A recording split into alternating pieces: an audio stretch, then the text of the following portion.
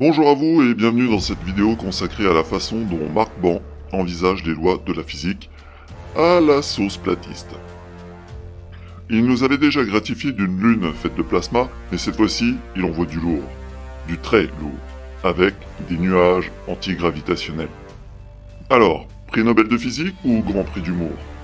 Voyons ça d'un peu plus près.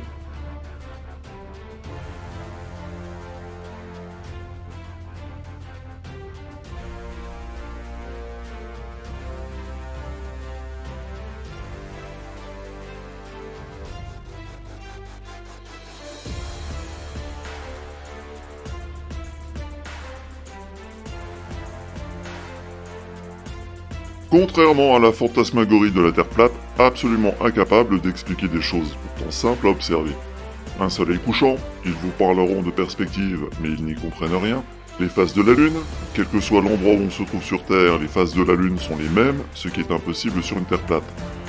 Les marées, il existe une tentative d'explication par le diamagnétisme qui ne se vérifie pas dans la vraie vie.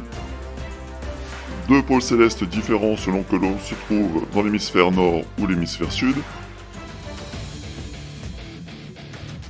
Et un ciel nocturne austral qui tourne en sens inverse du ciel nocturne boréal. La durée du jour dans l'hémisphère sud absolument incompatible avec une Terre plate. Un soleil dont le rayon de rotation autour du pôle nord varie au cours de l'année, mais pas sa vitesse angulaire. Pourquoi? Un soleil et une lune qui survolent une Terre plate en tournant autour du pôle nord, mais sans que personne ne soit en mesure de nous dire pourquoi ça ne tombe pas, pourquoi ça tourne, et pourquoi la force centrifuge n'a aucun effet dessus.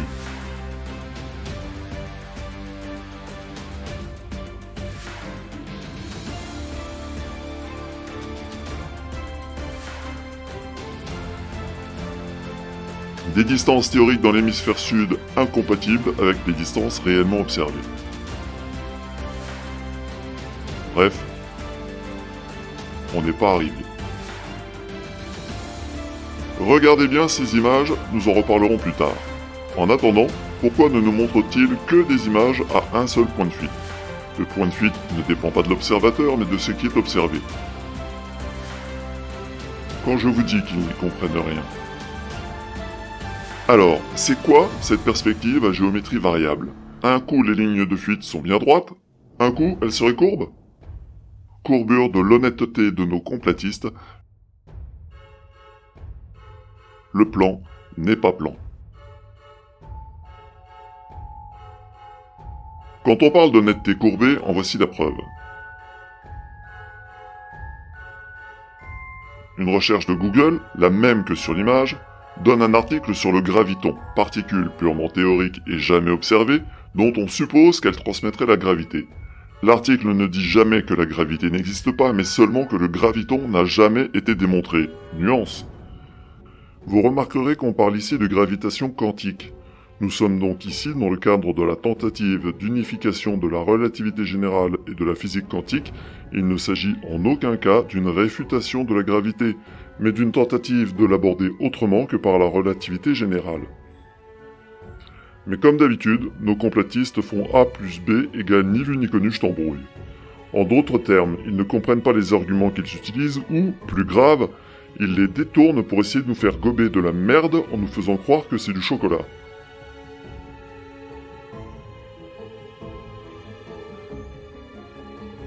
Si on peut la mesurer, c'est qu'elle existe.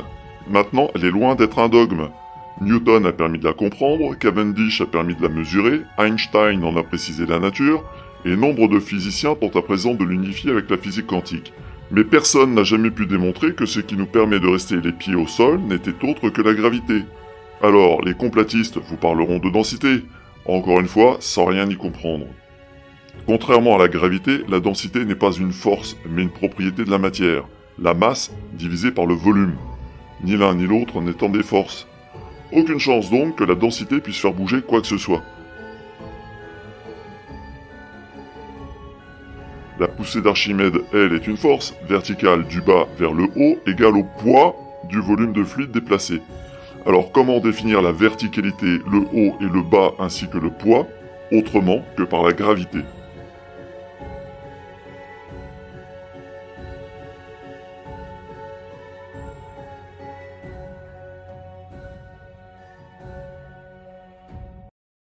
Et c'est ces gens-là qui voudraient nous donner des leçons de physique ?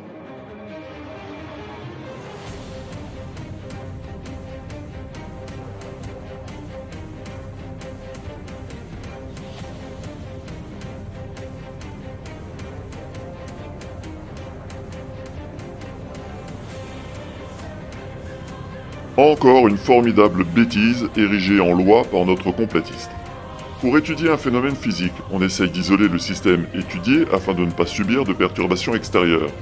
Si vous étudiez une combustion en vase clos par exemple, à l'issue de l'expérience, vous serez en mesure de savoir quelle quantité s'est consumée, quelle quantité d'oxygène a été utilisée pour la combustion, la quantité de chaleur dégagée, ainsi que le produit de la combustion.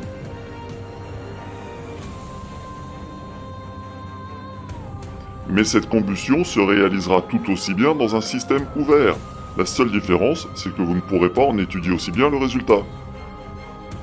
Les lois de la physique s'appliquent tout aussi bien en système ouvert qu'en système fermé, et notre complotiste s'acharne à nous vendre un produit auquel il ne comprend rien. Pitoyable. Faux. La gravité s'applique à tout objet doté d'une masse. Ce type n'a donc jamais assisté à aucun cours de physique ? Ou alors il s'intéressait peut-être plus aux physiques de ses charmantes camarades de classe, ce qui est possible. Toujours est-il qu'on pourrait immédiatement couper cette vidéo tant l'inaptitude de notre complotiste est évidente. Pour information, n'importe quel atome, n'importe quelle particule, même les photons subissent la gravité. Il faut être particulièrement inculte pour oser nous sortir que la gravité ne s'applique pas au gaz.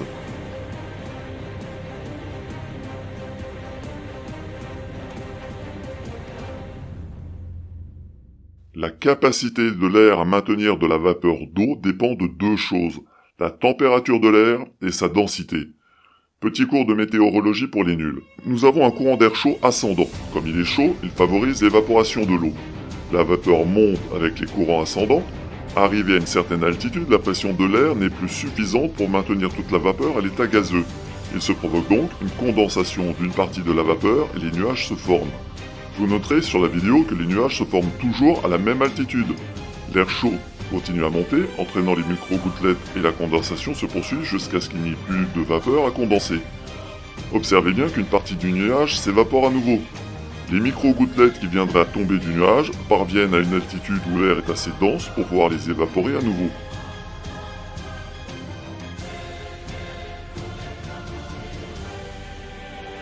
Le nuage est un système dynamique, en aucun cas un système en équilibre parfait, comme essaye de nous le vendre Marc Bon.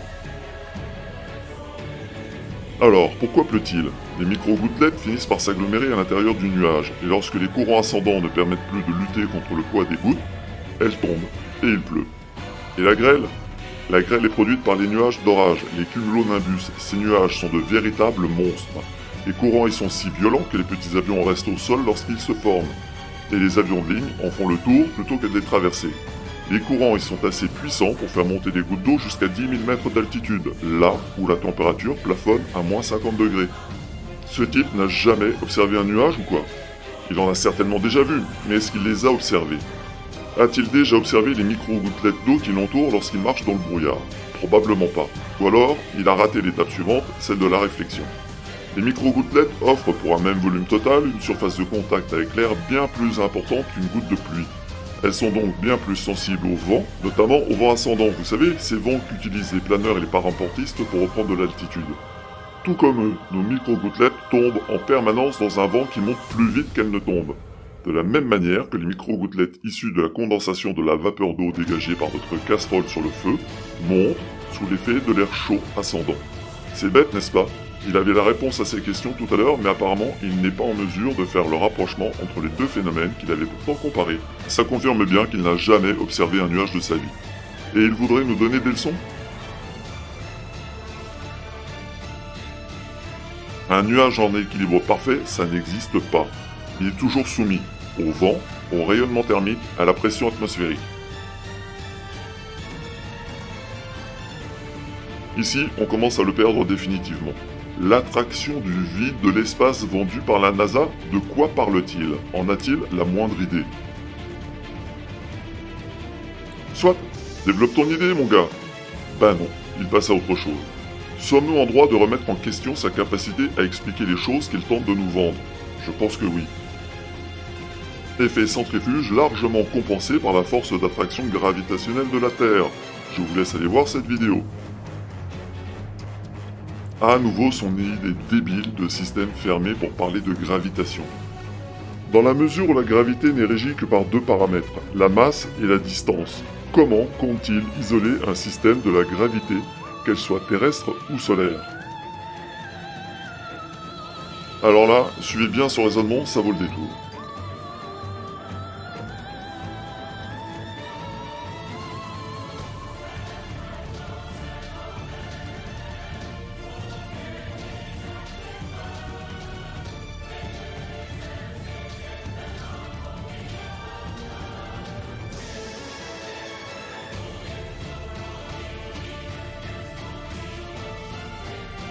Tout allait bien jusqu'à ce qu'ils se prennent les pieds dans le tapis pour la énième fois.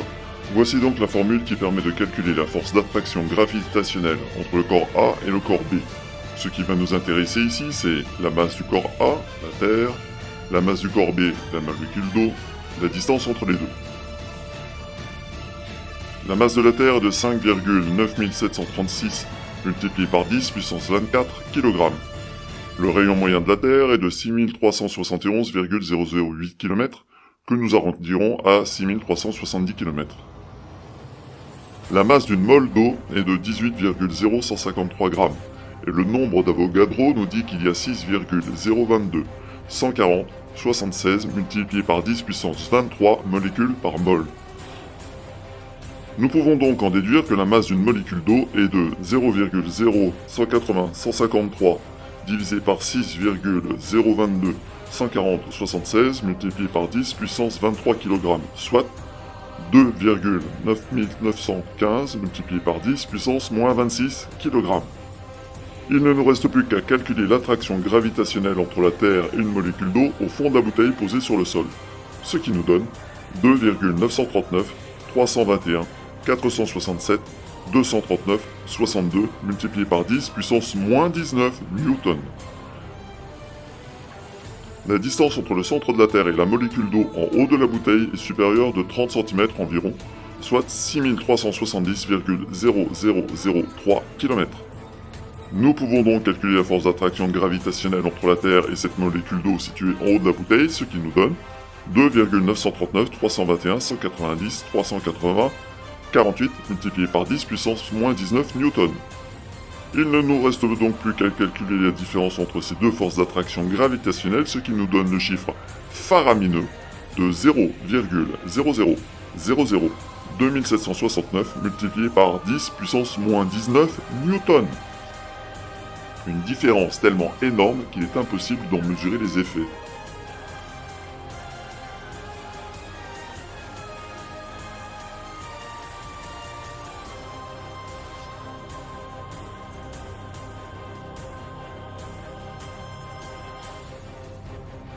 En revanche, nous savons tous que la pression atmosphérique diminue avec l'altitude, vous savez, l'histoire de dépressurisation de l'avion.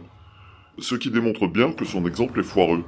Soit la Terre est plate sous cloche comme il veut nous le faire croire et sans gravitation, et il sera bien en peine de nous expliquer cette différence de pression atmosphérique.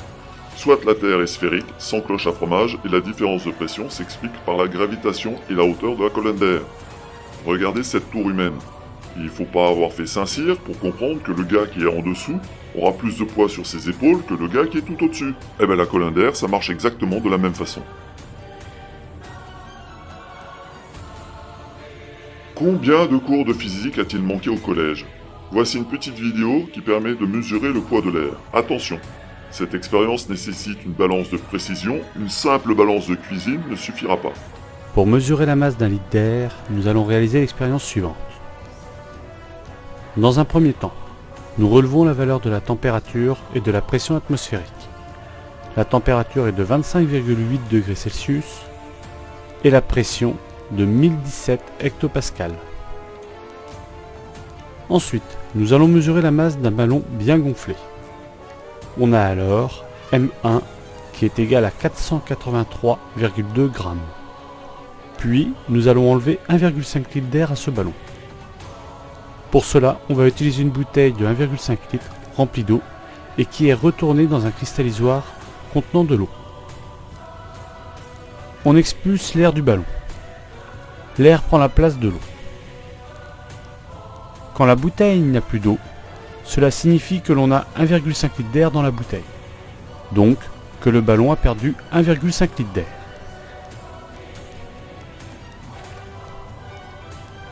Nous mesurons alors la masse du ballon dégonflé. On a M2 qui est égal à 481,4 grammes. On en déduit alors que 1,5 litre d'air a une masse égale à M1 moins M2, c'est-à-dire 1,8 grammes. Donc, dans les conditions d'expérience, 1 litre d'air a une masse de 1,2 grammes. Dans les conditions normales de température et de pression, pression 1000 hectopascales, température 0 degré Celsius, 1 litre d'air a une masse de 1,3 grammes.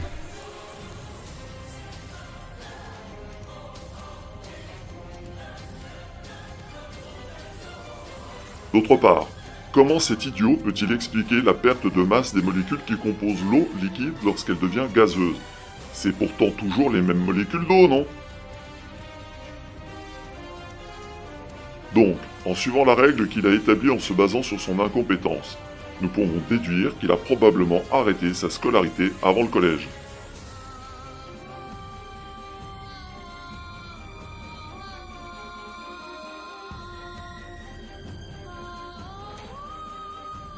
C'est ainsi qu'il nomme les cours de sciences auxquels il n'a jamais participé?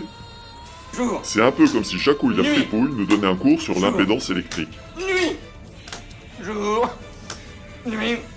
Monsieur Lacouille, je vous en prie, à la longue, ça devient casse-pied.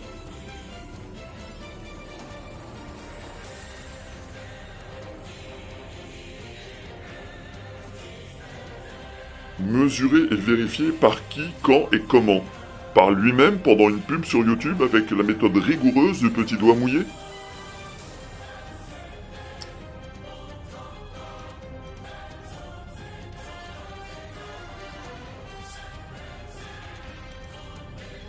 Fail encore. Dans son exemple, on ne peut pas percevoir le mouvement du train.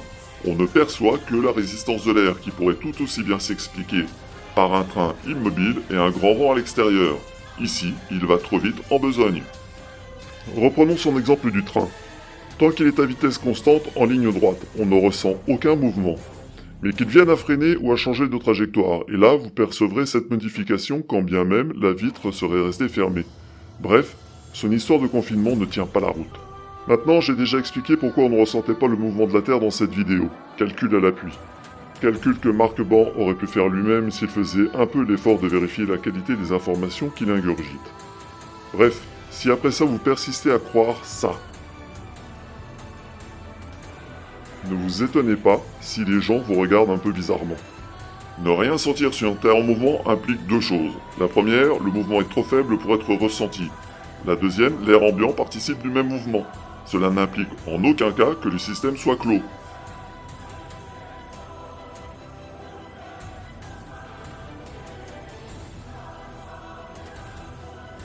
Bon, comme il n'a pas fait de sciences au collège, ni après d'ailleurs, il ne connaît rien au principe de friction.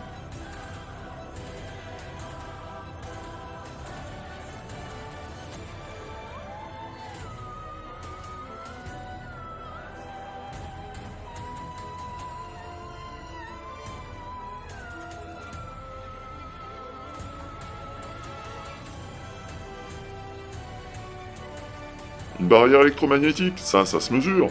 Des chiffres à nous donner? Non. Firmament ou vous de Céleste, c'est quoi en fait votre machin? Vous avez des échantillons?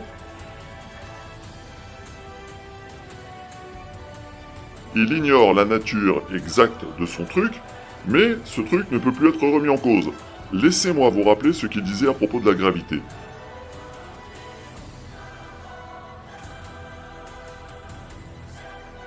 Mais ici, il ne peut même pas nous donner des mesures de sa cloche à fromage. À part ça, on ne peut pas la remettre en cause. Non, ne cherchez pas, c'est de la logique platiste. Ce qui est bien avec ces gens-là, c'est qu'ils n'usent pas trop leurs livres. Ils ne lisent que les mots qui leur plaisent.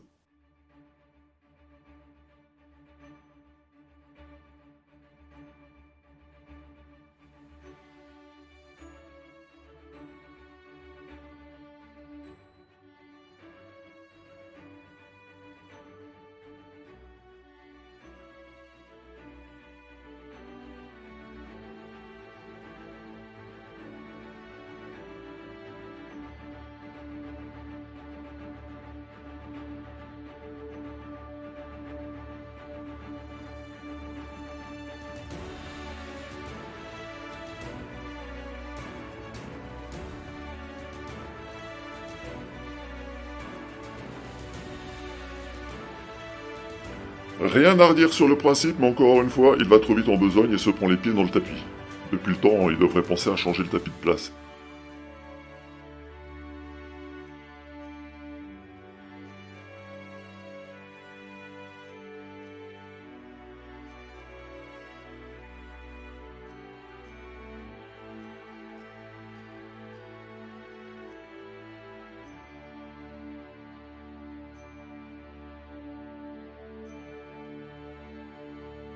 Au-delà de notre atmosphère se trouve le vide spatial qui est, il faut bien le dire, un excellent isolant.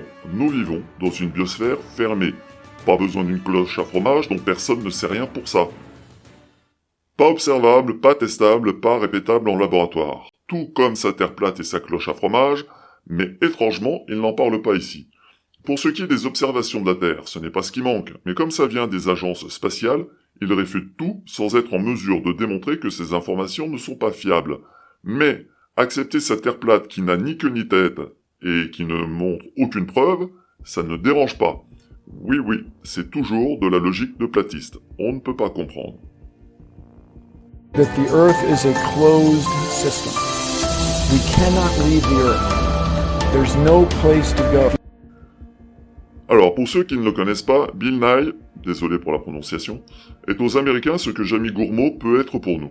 Il a animé pendant 5 ans une émission de vulgarisation scientifique aux USA et il apparaît encore de temps à autre dans les médias de vulgarisation scientifique. Bref, c'est le genre de personne, tout comme Neil deGrasse Tyson, sur qui les complotistes adorent se défouler du haut de leur incommensurable et crasse ignorance. Ici, nous avons un parfait exemple de la malhonnêteté intellectuelle de nos complotistes et ou de leur incapacité chronique et pathologique à vérifier leurs sources. Il ne m'a fallu qu'une dizaine de minutes à peine pour retrouver la vidéo originale. Je vous donne le lien dans la description. 10 malheureuses petites minutes que Mark Ban s'est empressé d'économiser pour les utiliser à nous pondre des merdes ineptes. Et oui, je suis en colère, et alors ? Tous ceux qui ont visionné la merde de Mark Ban devraient aussi être en colère en constatant à quel point ce pseudo-chercheur de vérité s'assoit sur la vérité pour ne nous régurgiter que les mensonges que d'autres lui ont fait gober. Dans la vidéo originale, Bill dit effectivement The Earth is a closed system. We cannot leave the Earth. There's no place to go. Mais ce que nos abrutis de service ne nous disent pas ici, c'est qu'il répondait à une jeune fille qui demandait pourquoi nous ne jetions pas nos déchets dans l'espace plutôt que de laisser polluer la Terre. Sa réponse n'a jamais été parce qu'on ne peut pas aller dans l'espace, mais parce que ça coûte trop cher. My second question is, are there any reasons besides ethical dilemmas that we haven't shot some of our trash from Earth into space? I know it might contribute to space junk, but if we shot it far enough away, besides maybe then contributing to other creatures' environments if they do exist, what are the downsides to doing that, and why haven't we, if it might then clear up space on Earth and clear some of the pollution that we have? Or not contribute then to landfills. We might be able to shoot it elsewhere. Why we don't throw trash into space? Because it's too expensive.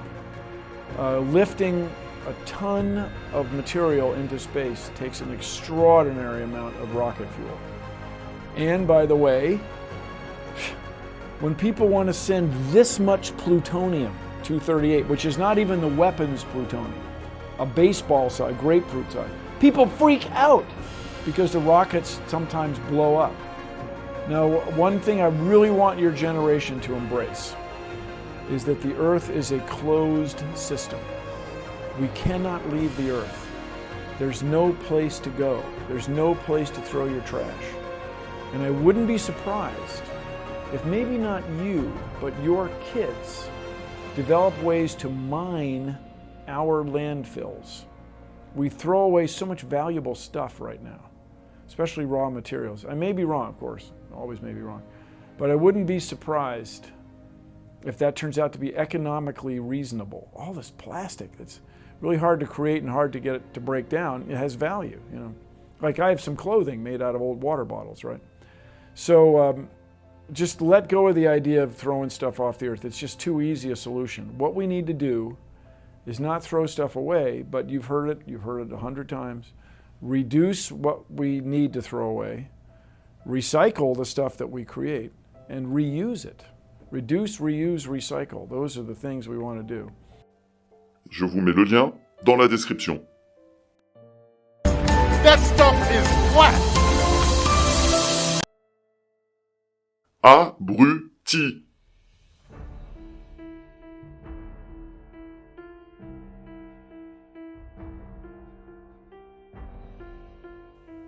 Et voici le passage en question, où il se fout ouvertement des délires complotistes. Mais comme ces gens-là ne comprennent rien à rien, ils détournent les propos de Neil comme ils l'ont fait avec Bill. Aucune honte à ça car ils cherchent la vérité, aussi sûrement que le condamné à mort cherche la guillotine. Oh, okay. So if the Earth were actually this size, the International Space Station would be orbiting about a half an inch above the surface. And that dude who jumped out of a perfectly good balloon, what's his name? Felix Baumgartner. He would have been about 2 millimeters above the surface of this globe. That's his edge of space jump.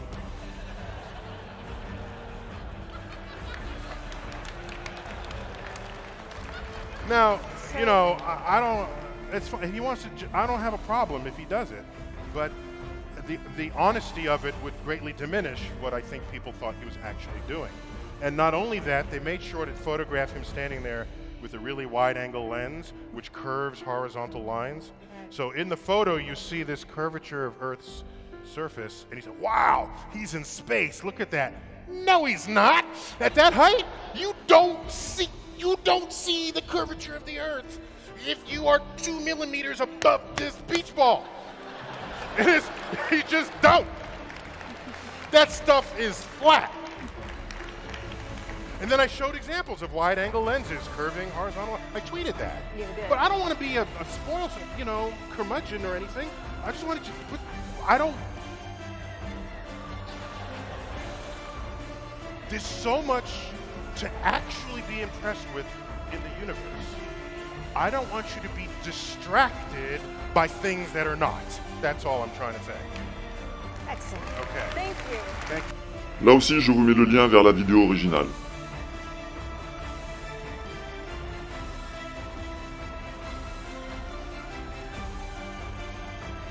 Un confinement qui n'existe que dans son esprit confiné, pour ne pas dire limité. Cela nécessite de connaître la nature de ce confinement, dont il a pourtant dit qu'il ne savait rien. La poussée dans le vide qui semble impossible, mais c'est pas le sujet de cette vidéo, alors là, il exagère. Il nous balance une énième connerie et se défausse aussitôt plutôt que de s'expliquer. Mais bon, avant qu'il ne comprenne quelque chose à la deuxième loi de Newton, on peut attendre. Bingo, il ne trouve aucune vidéo de ses prétendues expériences et ce serait la faute à YouTube. Si tu affirmes, alors tu dois pouvoir démontrer. Si tu ne peux pas démontrer, soit tu t'écrases, soit tu passes pour un crétin. Apparemment, il a fait son choix.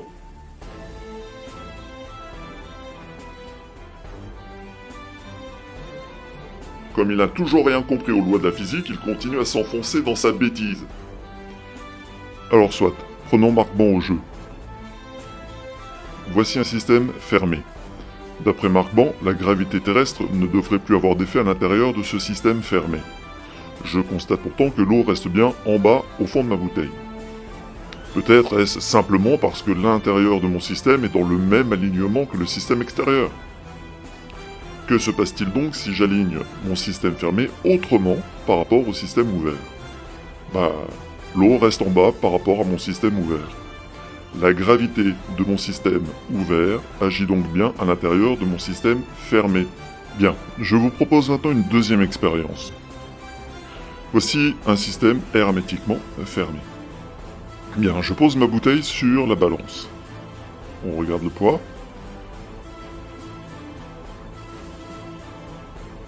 Maintenant, j'ouvre mon système.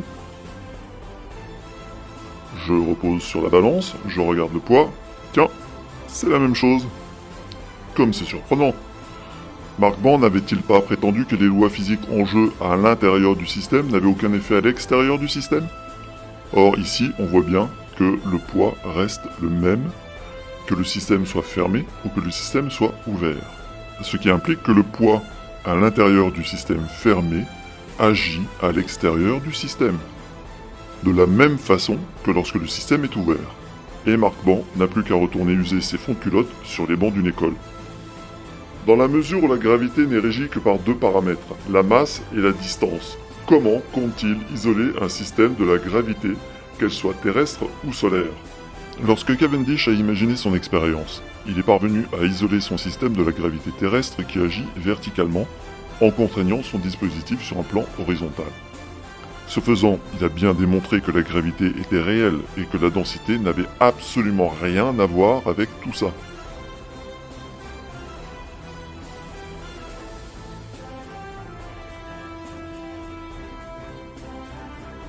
Analysez bien cette phrase. De quoi parle-t-il? Des simulations empiriques? Lesquelles? Incapable de le faire? De faire quoi? Ok, alors comment expliquer ça à quelqu'un qui confond gravité et densité? Les deux fonctionnent, la version d'Einstein est juste plus précise dans les cas extrêmes. Les deux sont valides et les équations de Newton fonctionnent très bien pour tout ce qui est exploration spatiale, où la masse des objets est loin d'être extrême. Ce que j'aime bien dans cette image, c'est qu'il réclame des preuves, mais qu'il est incapable d'expliquer son confinement qui est pourtant selon lui indéniable. Toujours cette merveilleuse logique platiste. Je veux bien croire que Mark Ban soit parfaitement incapable d'effectuer les calculs sur le comportement d'un objet quittant ce confinement dont il ne sait absolument rien. Cette loi des gaz est dictée par quelqu'un qui n'y comprend rien? Effet Dunning-Kruger. Oh, il parle enfin de la poussée d'Archimède, pour nous balancer une énorme idiotie. Aucun scientifique n'a jamais évoqué la poussée d'Archimède pour expliquer que les nuages flottent en l'air, ou alors qu'il nous montre les articles publiés à ce sujet. Il affirme, mais ne démontre jamais. Et là, ce qu'il affirme n'est rien d'autre qu'un mensonge. Si vous n'êtes pas encore banni de sa chaîne, allez lui demander de citer ses sources à ce sujet. Jamais il ne vous les donnera, car il n'en a aucune.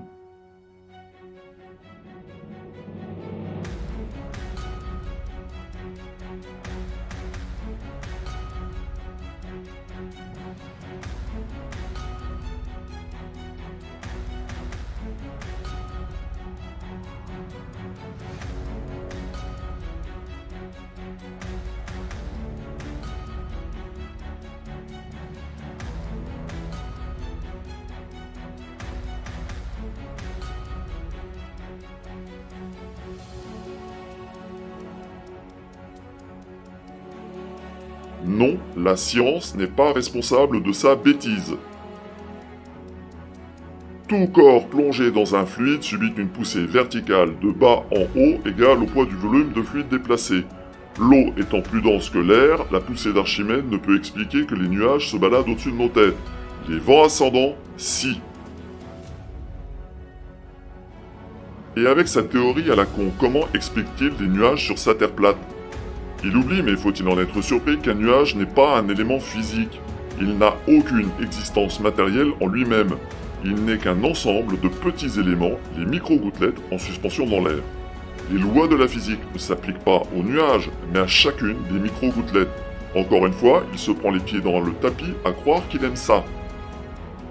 Et fidèle à lui-même, il persiste à faire étalage de son niveau scientifique situé tout au fond du gouffre de Padirac. L'eau salée est plus dense que l'œuf flotte donc. L'eau douce est moins dense que l'œuf, donc l'œuf coule. L'eau douce est moins dense que l'eau salée, elle reste donc au-dessus si on réussit à la verser sans tout mélanger. L'œuf flotte toujours dans l'eau salée et coule toujours dans l'eau douce, c'est pourquoi il se trouve à mi-hauteur dans le verre, à l'interface entre l'eau salée et l'eau douce. Une simple mise en application de la poussée d'Archimède.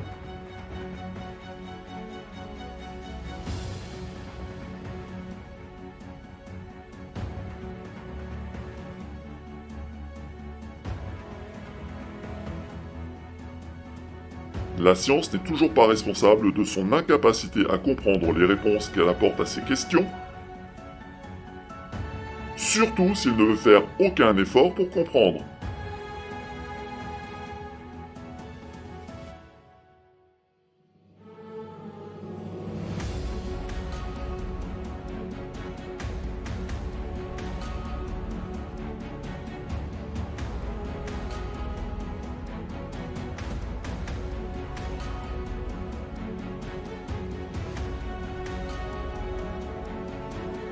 À ce niveau-là, il va falloir l'inviter dans une grande maison pleine de gentils messieurs en blouse blanche et de gentils patients qui seront prêts, ou pas, à écouter son discours.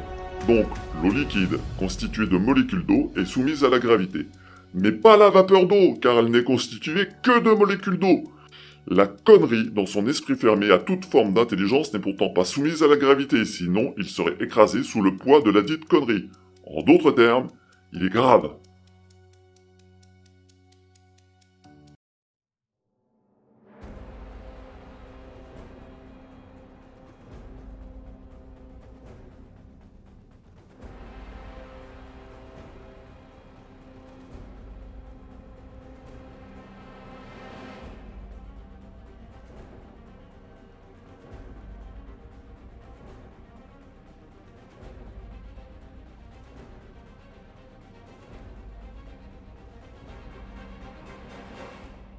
Le géocentrisme qui fonctionne, mais qu'il se fasse plaisir, qu'il le prouve. Le géocentrisme a été définitivement abandonné parce qu'il était absolument incapable d'expliquer le mouvement rétrograde des planètes. Il ne marche pas, sauf dans la tête des incultes.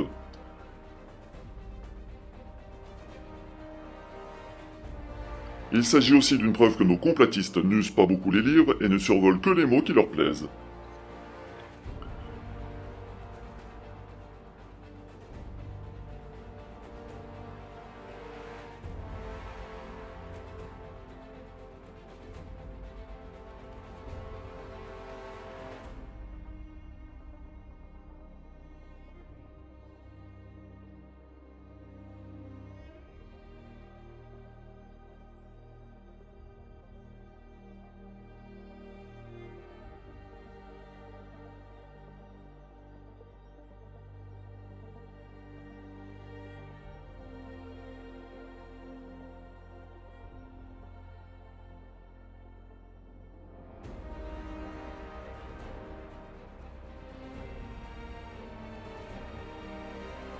Ici, Marc Band tente de nous tromper en oubliant que la portance d'une aile n'est qu'une des caractéristiques de l'avion. Nous avons donc affaire ici à une tentative d'enfumage manifeste de la part de quelqu'un qui a déjà démontré à maintes reprises qu'il ne comprenait absolument rien à la physique. Il va donc nous falloir revoir rapidement quelques bases. La portance est une caractéristique de l'aile d'un avion. En gros, en se déplaçant dans l'air, l'aile de l'avion va créer une dépression sur l'extrado et une surpression sur l'intrado. Et l'addition de ces deux forces donne une résultante verticale de bas en haut qui se calcule effectivement par cette formule, où la gravité n'intervient absolument pas. La portance n'est qu'une force engendrée par le déplacement de l'aile dans l'air. Et ce, quelle que soit la force d'attraction gravitationnelle. En revanche, si vous voulez faire voler un avion, là, il vous faudra prendre en compte la gravité. Si la portance de l'aile est supérieure au poids de l'avion, celui-ci pourra décoller. Si elle est inférieure, il restera cloué au sol.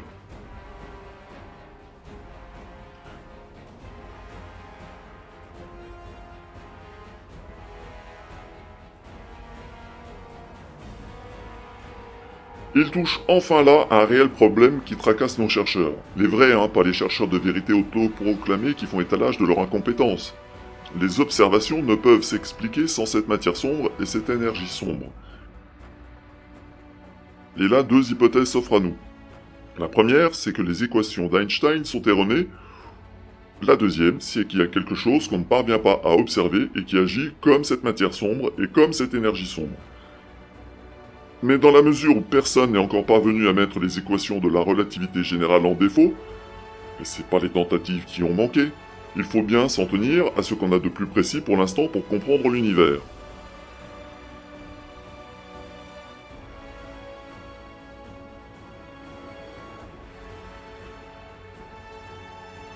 Spoiler alerte, ce ne sont pas nos complotistes qui parviendront à remettre en cause la relativité générale.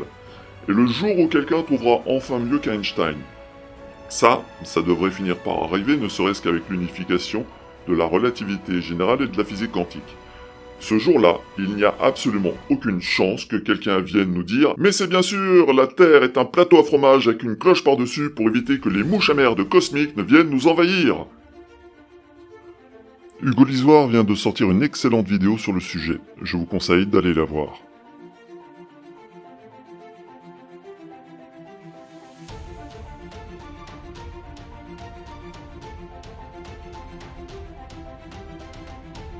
La seule chose qu'il ait réussi à démontrer avec cette vidéo, c'est son ignorance et sa bêtise.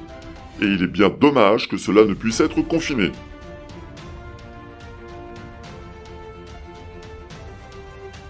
Encore une perle de sa part. Il nous bassine en prétendant que la gravitation n'a jamais été démontrée, qu'elle n'existe pas, pour finir par nous asséner un délicieusement ridicule, l'univers serait d'une forme différente, autre que le modèle officiel. Quelle preuve peut-il avancer pour démontrer ça? Aucune. Mais lui, il a raison, puisqu'il vous le dit.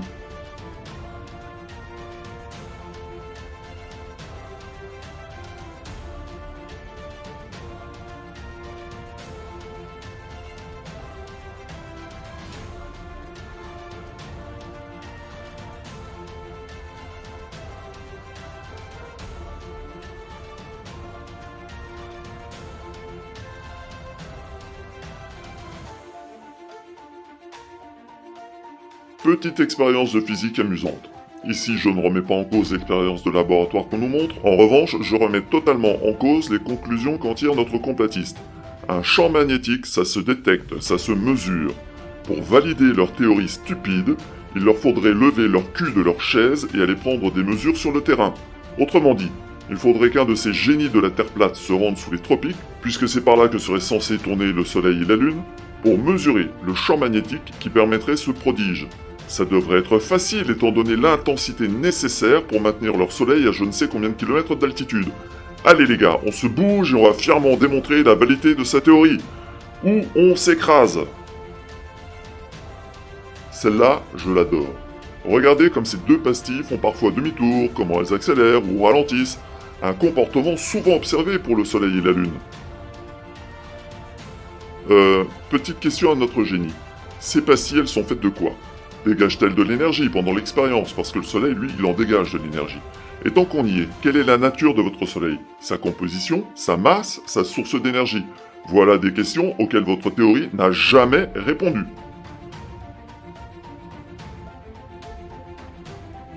Allons bon, le dôme ne serait plus un dôme, mais un donut. Ici, j'adore les deux schémas du bas utilisés pour se justifier, mais qui sont en totale contradiction. D'après le schéma de droite, le pôle sud serait sous le pôle nord, pas en Antarctique. On peut donc formuler une prédiction avec la théorie que nous expose Marc Ban. Lors de l'équinoxe, toute personne placée sur l'équateur doit être en mesure de détecter les perturbations du champ électromagnétique lorsque le soleil passe à la verticale de l'observateur. On peut également supposer qu'il devrait se produire des phénomènes assez remarquables, comme le changement du poids des objets en alliage ferreux, dû au passage du soleil aimant à la verticale de l'objet.